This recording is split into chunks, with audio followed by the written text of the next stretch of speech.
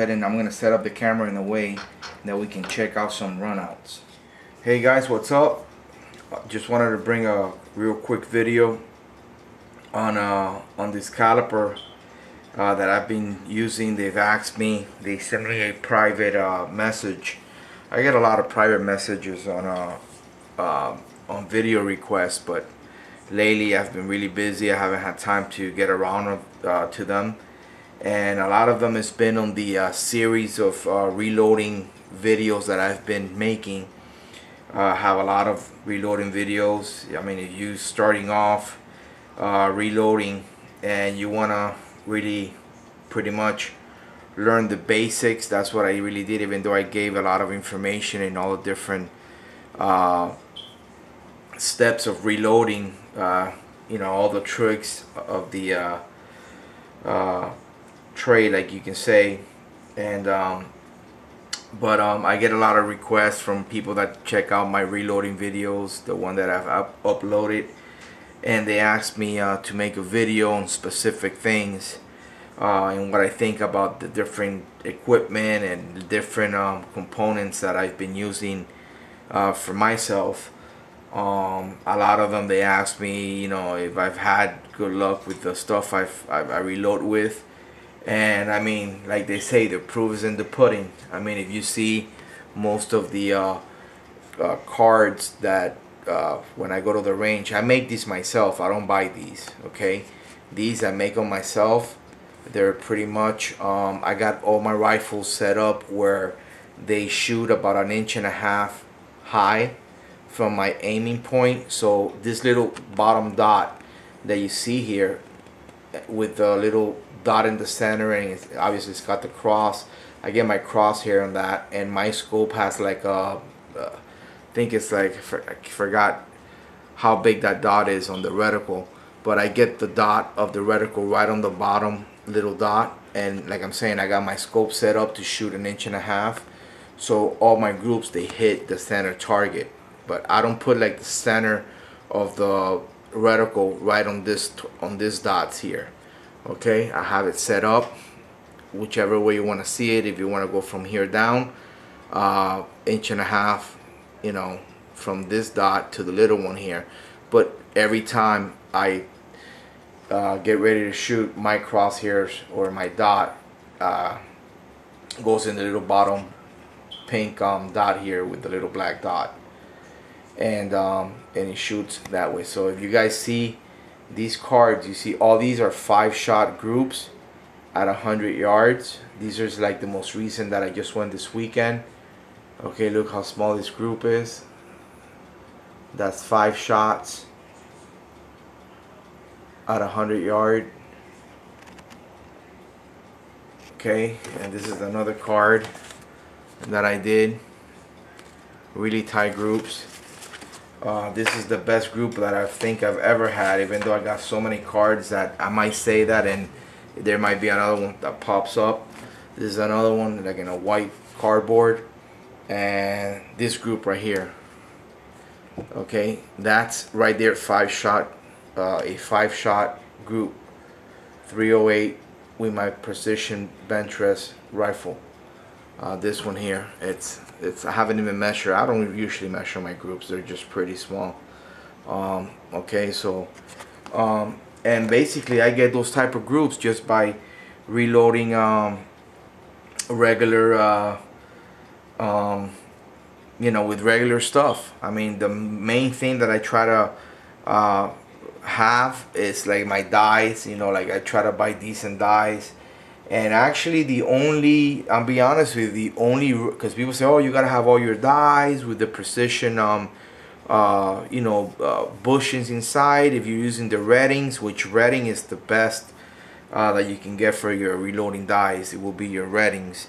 But basically the only redding die that I have is this one here, the one that I use to seat my bullets on the cases, which is my seating die. It's made by reddings. Obviously it's got a micrometer on the top, which is really precise. This thing is like, it seats the bullet so straight that I barely get run out.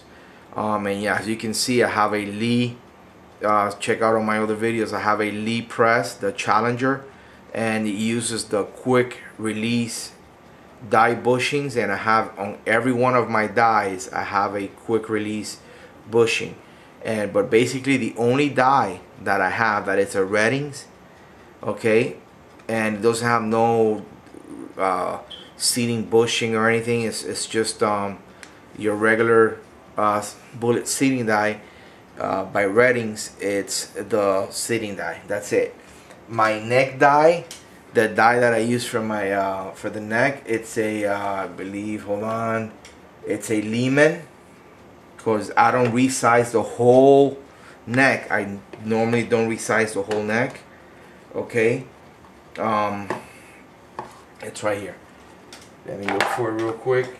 Actually, this thing was gonna be about the caliper, and look at this. I'm kind of getting into other things of another topic here. But this is my neck die.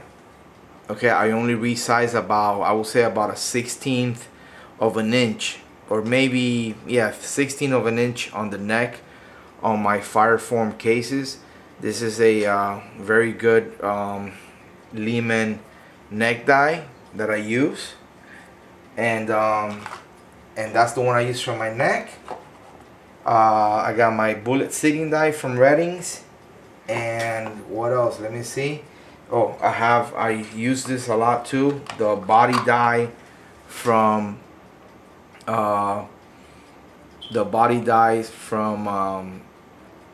Reddings.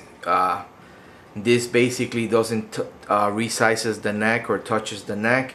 It just bumps your shoulders back to its normal specs and leaves the Fireform case or the body of the case at its regular you know, dimensions. So it's a really good die when you start having problems closing your bolt. You know, you might want to use this for that. And then I have a RCBS full length resizing die. That's basically all I use. It's good enough, and you know, like I'm saying, you really don't need to use nothing else for what I do. I mean, and people might say, oh my God, but you know, you know, I don't know. It's just like I'm saying, the proof is in the pudding. Okay, these are the groups I get, and with most of my rifles, the other ones that I have that is not the precision shooting one, I get about, you know, 1/2 inch, 3/4, but they for sure they shoot under an inch, and that's my technique of shooting. You know, it's just like if you watch my videos, you can see everything I do. It's just everything has to do with the process of you know, the case prep is one of the main things. Okay, I just came back from the range, and I went ahead and I already took these, and these are Fireform right now. So I went ahead and I took the primer out. I'm already getting them ready to go this weekend again. Took the primer out. I got some in the tumbler, getting cleaned, and you know, I'm gonna go ahead and get ready. So basically what I wanted to talk to you guys, because they asked me about it, was this: what kind of caliper I use. I really don't like those needle regular calipers. I know they're really good. You don't have to depend on batteries. They work really well.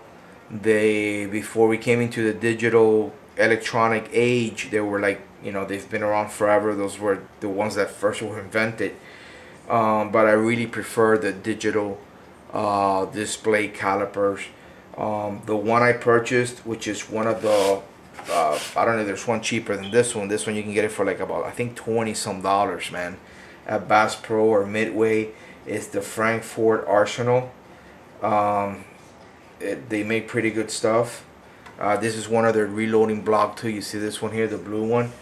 So basically, when you get it in this nice little case, plastic case. I actually have had this caliper since I started reloading. Okay, since I started reloading, and it has never given me any problem. It's extremely accurate. The only thing is that, you know, you do have to eventually, I mean, I've had this thing for years, so you do have to replace the battery. But what I like about it is that when the battery starts going weak on you, it'll start blinking, but it'll still work. It'll give you the display. You can still use it like normal. It's just, you're just gonna have the constant readouts blinking. And when the battery's really wearing out, it'll start getting a little dull, you know, like starts fading out, but you can still see it. But you shouldn't put it through that stress, and you should really go and buy the battery. They're not very expensive. You can get like, I believe it's like 3 of them. They take the 357 little disc batteries, and they sell it in a pack of 3, and it's like $7 or $6, something like that. So I haven't had no problems. Comes with this, like I'm saying, this heavy duty nice case. And like I'm saying, I've never had a problem with it. Has never left me halfway in my reloading. And when you open it, this is the way it comes. It comes with like this little thing here that gives you some little bit of instructions, I guess, on the caliper itself and how to use it. But basically, it's a really good caliper. It comes in this nice little case. It's got like this little built-in hard foam on there. And let me try to kind of like get more into the like that. You take it out, and it's really nice, heavy duty. This is where the battery goes in this little slot here. You open this up. This one you slide it back, and it just takes one battery, and it really lasts a long time. It's a very well made caliper from Frankford Arsenal. It's got all the different scales back here. Look at this thing. It still has the little plastic in the back for protection. I haven't even taken that out. It's still on there. But you get all, you don't really need this. Once you start getting into reading the caliper and learning it, you'll be fine. And this one measures in millimeters and in inches. When you work on reloading, you want to set it for inches. And it's got the on and off button. It also has a automatic off feature that if you're not using it and you leave it on, it will go off by itself. And it also has the re-zero button. So right now it's not zeroed, so all you do is you hit the re-zero button here, and it goes to 0. And it's got this little wheel that you can open it. It's very accurate, very precise.